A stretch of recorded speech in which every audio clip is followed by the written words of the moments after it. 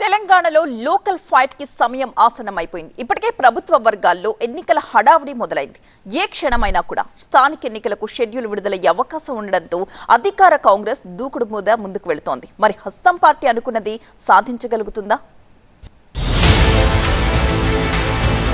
పార్టీల ప్రతి అడుగు లోకల్ ఫైట్ వైపే పడుతున్నాయి. నిన్న మొన్నటిదాకా నీళ్ల పంచాయతీ నడిచింది. 3 పార్టీలు వాయిస్ వినిపించాయి.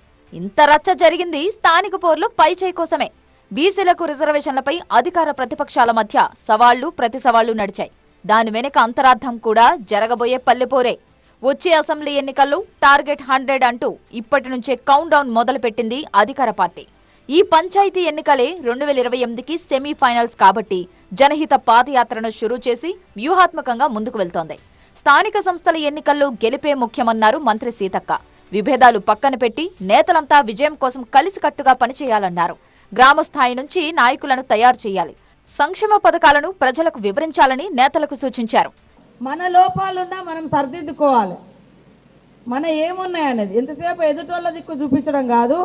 మనం కూడా ఇన్నర్లో మన ప్రాబ్లం ఏమన్నా ఉంటే కూడా సరిదిద్దుకొని ముందుకు పోయే రకంగా మన లీడర్లందరూ కూడా ఎదగాలి.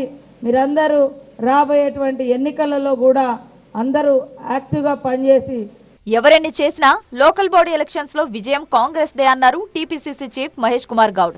పాత నాయకులకు ప్రాధాన్యతనిస్తాం, కొత్త వాళ్లకు అవకాశాలు కల్పిస్తామని అన్నారు. అందరూ కలిసి పనిచేస్తే విజయం నల్లేరు మీద నడకే అన్నారు.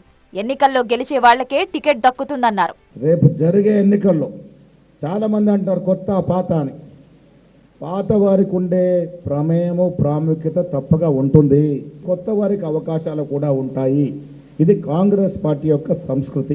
మీరు కూడా రేపు స్థానిక సంస్థల ఎన్నికలు చాలామంది అనుకుంటూ ఉంటారు, నాకు సీటు పరిస్థితి ఏందో, ఈ నాయకుడితో దగ్గర ఉంటేందో, ఆ నాయకుడు టికెట్ ఘోషిస్తాడేమో, ఈ బాధలు ఉంటాయి.